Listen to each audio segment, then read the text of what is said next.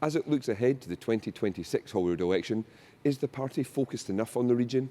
I asked Jack McConnell, campaigns officer in Dumfries Galloway, and councillor Linda Dorward. I think it is, but I think what we need to do also as local activists is actually promote Dumfries and Galloway a bit more. You know, it's actually in the centre of the UK, so you're talking about the south of Scotland, I'm talking about Dumfries and Galloway as a local councillor. It's actually in the centre of the UK, and the potential of Dumfries and Galloway is huge. For example, the A75, 77 are the Euro routes to Northern Ireland and Europe. We have the Cairnryan port, we have a lot of green energy potential, and I think what we are doing and what our local MSPs are doing, so Colin Smith, Carol Mockin and Martin Whitefield are doing, is promoting the south of Scotland in that way. It is hard, but we're not giving up the fight. I think Labour are aware of the potential down in the south of Scotland. And Jack, what do you think Labour's priorities should be for the south of Scotland? Kieran, have you driven on Dumfries and Galloway's roads? Yes. So you'll know, just like as we speak to people week in, week out on the doorstep, every second household, we ask them, what is your top priority? They say potholes. Indeed. Number one. Number two, potholes. And number three, potholes. So in Dumfries and Galloway Labour, we've been listening to that.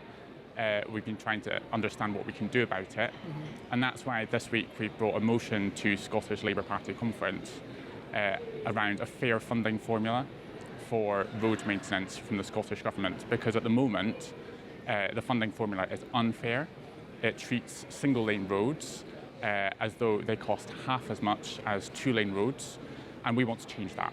Scottish Labour Party conference voted to adopt this as official policy. That's not the end of the road. Dumfries and Galloway Labour Party are going to be campaigning on this, so watch us in the future. And Linda, Anas Sarwar in a speech to conference talked about having to, he said, defy pundits and posters. A big challenge ahead of the Holyrood 2026 election. You're on the front line. Uh-huh. How confident are you that Anas Sarwar will be the next First Minister? I think Anas has the integrity, the drive and the vision to take Scotland forward in the new direction that it needs. And I think if you look at the last election, we were, people put Labour way back down in the priority list. We got 37 MPs into Parliament. I think Scottish Labour's back on the pitch now, and I think with Anas's leadership, his vision, his integrity, his drive, we can do it. So I'm very confident. It's a hard job.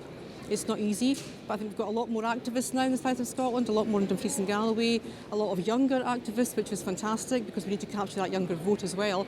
And I think with the combined MSPs and councillors that we have, I think we can do it. I'm confident. People have written us off before to their detriment because we had a fantastic victory in the 2024 election. And I think we can do the same thing in Scotland in 2026. And I think just to add to that, the Conservatives and the SNP in the last election only used bar charts to campaign, to try and say that Labour could not win. And in the end, it was a three-horse race. Yeah.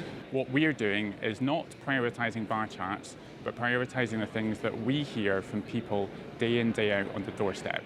That's why we brought this motion to conference and won it, and we're not going to stop. Jack McConnell, Linda Dorward, thank you very much.